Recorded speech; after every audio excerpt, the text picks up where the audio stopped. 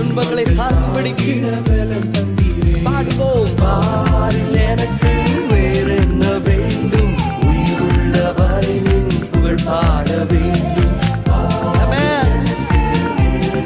வேற என்ன வேண்டும், புகழ் பாட வேண்டும். தூயாவே தூயவரே உமது புகழை நான் பாடுவேன்.